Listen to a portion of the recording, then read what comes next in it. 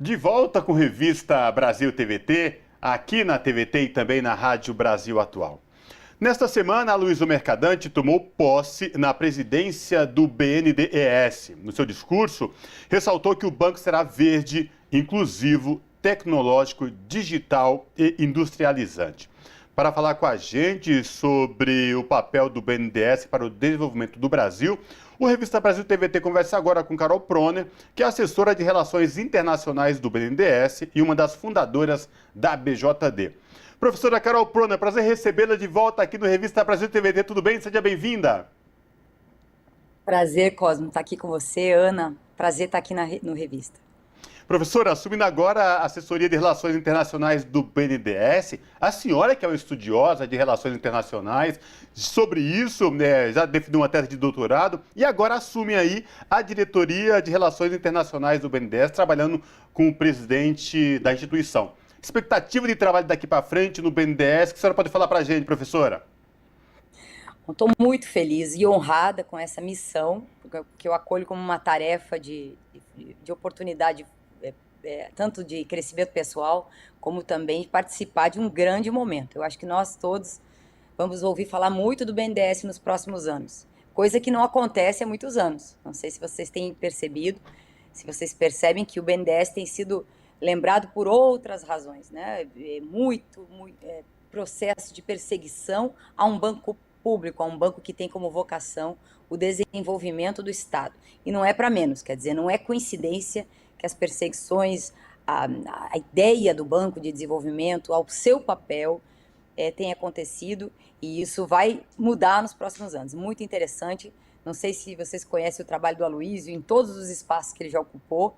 Logo no início, né, do discurso de posse, fizeram o anúncio do seu currículo, é uma questão impressionante e trabalha muito.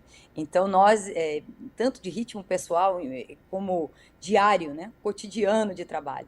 Então, isso vai imprimir a esses projetos do banco uma dinâmica muito forte. Eu tenho certeza que nós vamos ouvir falar muito do BNDES e que vai representar novamente o papel que sempre teve desde as origens, né, de trabalhar justamente esse título que você trouxe, Cosmo. Verde, inclusivo, tecnológico, digital e industrializante, porque nos últimos anos o banco vem sendo, né, vem descumprindo o seu papel e vem fazendo tudo menos industrializar o país.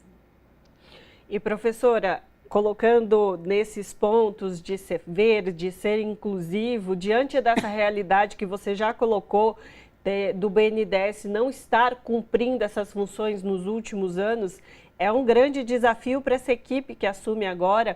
Queria que você pontuasse alguma coisa que você pode nos adiantar desse grande desafio, se puder trazer alguma coisa aí quanto à ecologia, esse lado verde do BNDES, eu agradeceria. Tá. É legal ver, por exemplo, dos projetos atuais que estão na lista de prioridades ainda nos próximos dias, e logo o presidente vai fazer anúncios respectivos, o Fundo Amazônia é o que mais chama atenção. Foi o primeiro projeto, inclusive, do presidente Lula na agenda internacional, ainda prévio à posse, quando ele fez esse giro, né, pelo mundo, já representando o Brasil em outros países. Então, quer dizer, o Fundo Amazônia, que foi criado no Brasil para poder trabalhar justamente recursos de reestruturação da Amazônia, projetos produtivos, além da questão do desmatamento, agora vem para o banco, que é uma função do banco, ele está criado e estruturado no BNDES, ele vem com uma função, vem com funções novas. Por exemplo, o Ministério da Justiça tem uma missão de controle de fronteiras, que é muito importante, foi uma das demandas dos comandantes militares, e que vieram às primeiras reuniões, ainda quando eu estava atuando no grupo da transição de governo. E aí, deixa eu só achar aqui o Amazônia para passar os dados para vocês, do que aqui, Fundo Amazônia Reativação. As 3 linhas, as 3 diretrizes que vão ser fundamentais, já anunciadas, né? O primeiro é justamente enfrentar o desmatamento, porque nunca foi tão grande, né? Recorde, e isso tem gerado muito desinvestimento no Brasil por conta disso.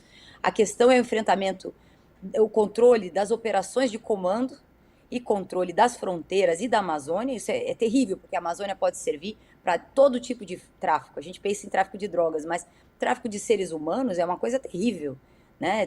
Desde questões relacionadas à escravidão até questões relacionadas a coisas muito graves, como o tráfico de seres humanos, para todo tipo de barbaridade que a mente humana puder produzir, né? E também viabilização de projetos estruturais ligados à questão da floresta em pé, na floresta produtiva e proteção de vulneráveis, especialmente agora a questão dos Yanomamis.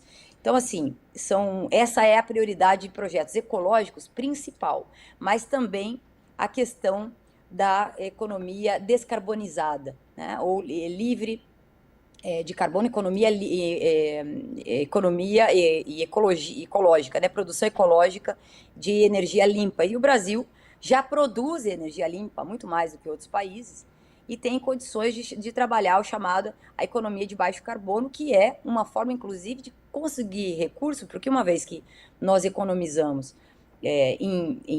na produção de uma energia limpa, o mundo, reconhecendo isso, deveria também, e deve, tem compromissos internacionais nesse sentido, investir nesses projetos como contrapartida do que eles poluem, né? Então, é algo que é prioritário para o banco. Mas tem outros projetos incríveis, né? A própria questão, que também é a propósito do desenvolvimento, é a questão educacional tecnológica, que é um projeto que existe desde os anos 2000, mas que não tinha tido a percepção do fosso tecnológico, desse déficit tecnológico, a não ser na pandemia. Foi aí que nós percebemos a quantidade, né, de atraso que há no interior do país, nas pequenas cidades, nos pequenos municípios. Então, o FUST, que é um fundo especial criado para inversão tecnológica, investimento tecnológico, vai ser ativado com força, é uma prioridade do banco. Então, as empresas de tecnologia, de telecomunicações, agora serão estimuladas a fazer projetos sempre e quando trouxerem políticas públicas, acompanharem nesse fundo a contrapartida de inclusão tecnológica. Então, é outro, acho que, grande projeto que vai marcar esse primeiro ano de gestão do Aloysio frente ao BNDES. Professor, e quando a gente ouve na fala do presidente do banco, Aloysio Mercadante, essa questão de inclusivo, tecnológico e industrializante, o quanto o país se ressentiu da falta de uma política de industrialização nos últimos 4 anos, indústrias fechando as portas, indo embora do país, enfim, somando-se a tudo isso, a senhora já assume uma diretoria internacional aí e tendo que lidar com fake news. Como é que a senhora está encarando esse desafio, professora? A cultura machista está em tudo, né, Cosme? A Ana sabe bem, nós como mulheres sabemos, mas a discriminação também, você como um homem negro sabe disso como nunca e como ninguém. Então nós temos aí uma cultura discriminatória e um pouco reconhecimento à diversidade, aliás que é uma das pautas prioritárias do BNDES, eu estou bem feliz com isso, porque muito estímulo. As diretoras, tem 3 diretoras mulheres, 4 diretoras mulheres, incríveis, aliás, as 4 nas suas especialidades, e também toda uma movimentação dentro do banco para a questão racial, inclusive a promessa do banco, né, de apoiar e ajudar a criar o Museu da História da Escravidão aqui no Rio de Janeiro, no Cais do Valongo. Então, isso também foi um anúncio, uma promessa que está bem encaminhada, já que a gente está trabalhando aqui junto com representantes comunitários que fazem parte da assessoria e do conselho no banco.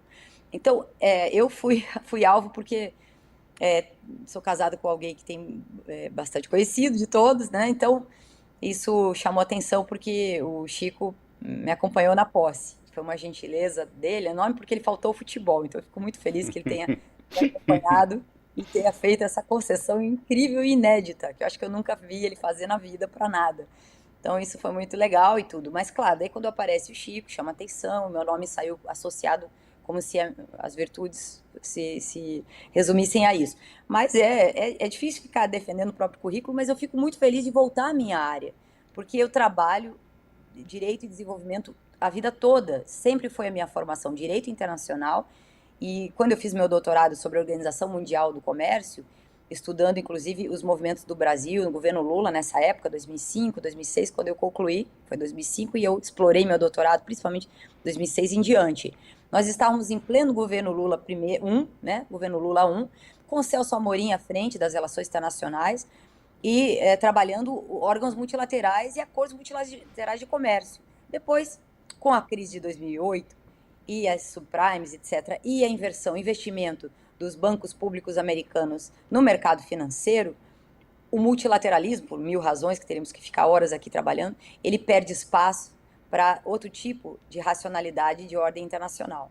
Nós agora temos um projeto que é teórico, mas também é prático, e agora eu vou poder trabalhar, por exemplo, o ex-ministro Nelson Barbosa, que está no banco, é diretor, tem essa missão também de trabalhar isso nos órgãos internacionais, que é voltar ao multilateralismo naquilo que for possível, trabalhar uma nova ordem mundial com os órgãos e organismos internacionais importantes, países e atores importantes, para voltar a uma ordem internacional mais justa, porque o que acontece agora é extremamente injusto, inverteu-se completamente o liberalismo, tudo que não é liberal, né? Tem um grande aporte de bancos de fomento em determinados países que, digamos, subvertem completamente qualquer ideia de liberdade, por pior e mais falsa que tivesse sido, né?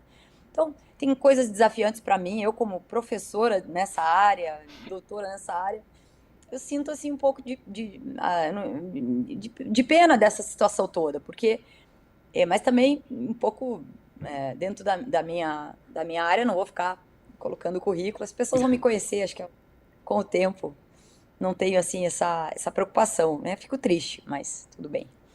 As pessoas que quiserem também podem pesquisar um pouco mais, né? Sua vida acadêmica é pública, né? Sua vida acadêmica, seus trabalhos acadêmicos são públicos. Quem quiser, então, aprofundar nisso, pode pesquisar, com certeza vai achar informações aí dos seus trabalhos. Mas gostaria de perguntar a você, pois não, quer falar alguma coisa? Não, só dizer que isso vai passar, porque também ficou muito associada à imagem da luta pela democracia nos últimos anos. Sim, quem quisesse ser de qualquer área, a gente teve que se movimentar para discutir devido ao processo legal, que, aliás, isso é importante falar, o banco é outra instituição brasileira muito atacada pela falta do devido processo legal. Porque, junto com um processo distorcido, que já foi, inclusive, reconhecido na justiça, contra algumas vítimas mais importantes, mais destacadas, o banco teve uma quantidade de funcionários que tiveram suas casas invadidas, seu devido processo legal, sua vida vasculhada atrás de malfeitos do banco, né? Isso nunca foi comprovado, isso nunca nem foi julgado, e é um tremendo atraso para os projetos de estruturação econômica do banco. Não se sabe qual é o prejuízo da paralisação desses processos ao longo dos anos a partir de 2014. Nós ainda saberemos que alguém há de estudar isso e contabilizar não só o desinvestimento, como já foi feito pelo Diese, como também a paralisia desses projetos, e sem contar o adoecimento dos funcionários e esse espírito desconfiado que se instala em qualquer organismo, em qualquer empresa, né, de que qualquer momento eu estou sendo vigiado. O controle e a transparência é muito importante, mas não um clima persecutório, né? Isso não é bom em nenhum lugar e aconteceu com o banco, né? E quero mencionar um dado do desinvestimento e da desindustrialização, que foi dado na posse do ministro, agora presidente Aloysio. Em 50, o desembolso do BNDES para reindustrialização era de 56% em 2006. E em 2021 caiu para 16%. Então, esse dado fala por si. O banco está completamente defasado no seu papel de industrialização nacional, né, de fomentador da industrialização nacional. Eu acho que o discurso, se a gente conseguir retomar e ler os pontos trazidos, é de grande ânimo, né? E mesmo no papel do banco, de às vezes se comportar como um banco privado pela pressão dos acionistas, pela pressão da própria dinâmica que aos poucos foi transformado o banco, compreende que o banco pode cumprir um papel que o mercado privado não cumpre, né? Pode assumir certos riscos que o setor privado não assume e pode ser um parceiro importante. Eu acho que tem um ânimo, acho que tem uma visão favorável para o que o BNDES pode cumprir, inclusive no setor privado e financeirista, digamos assim. Vai ser diferente, mas não necessariamente está sendo visto como uma ameaça, né? E, professora, 2 minutinhos finais que a gente tem de conversa aqui, gostaria de perguntar sobre essa nova posição que o país retoma agora com o presidente Lula na América Latina, de conexão com os outros países que tinha se perdido. O Brasil estava sendo visto internacionalmente, para além da América Latina, inclusive, como um pária, um pouco isolado.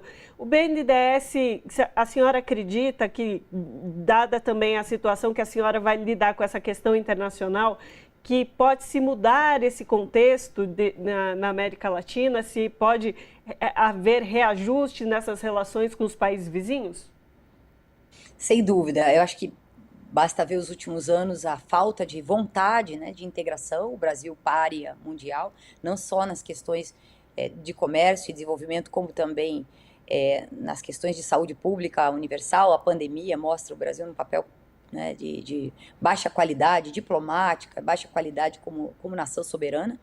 Então isso vai retomar. As agendas no banco estão alucinantes, eu não consigo entender como o presidente tem dado conta. Os pedidos são inúmeros, uma enxurrada realmente de pedido de agenda internacional, naquilo que me compete ali ajudar. E logo de cara nós tivemos boas notícias, mas ele vai passar logo, né? A gente tem ali todo um cuidado para falar as coisas, mas logo ele vai anunciar coisas incríveis. Tem muitas ofertas de apoio, etc., e com tais características, ele vai contar logo. Né? Então, todos os dias, praticamente, tem delegação internacional visitando o banco, querendo visitar o banco, pedindo agenda. Então, é interessante isso, dentro e fora. E outras que ainda não foi possível atender, a própria ida do presidente à CELAC mostra isso. A América Latina, para nós, como região, não há nada mais importante. É uma questão lógica, regional, de vizinhança, de futuro. Mercosul, né? E América do Sul e América Central também, América Latina, né? O México promete ser um parceiro muito importante também, porque a situação política e de principiológica, né, no sentido também de nação mexicana, é algo muito interessante para o Brasil. Então eu acho que nós vamos construir muito na América Latina e os acordos de uma forma mais soberana, desembaraçada e respeitada. O Brasil está sendo muito respeitado internacionalmente. Voltamos ao tabuleiro do jogo internacional. Perfeito, e a gente segue acompanhando todo esse trabalho que vai ser realizado aí pelo BNDES. Conversamos com Carol Proner, que é assessora de Relações Internacionais do BNDES e uma das fundadoras do ABJD. Carol Proner, um prazer falar contigo sempre e bons trabalhos para vocês aí no BNDES. Obrigada, Ana. Obrigada, Cosmo. Abraço, até a próxima. Abraço. Abraço, até a próxima.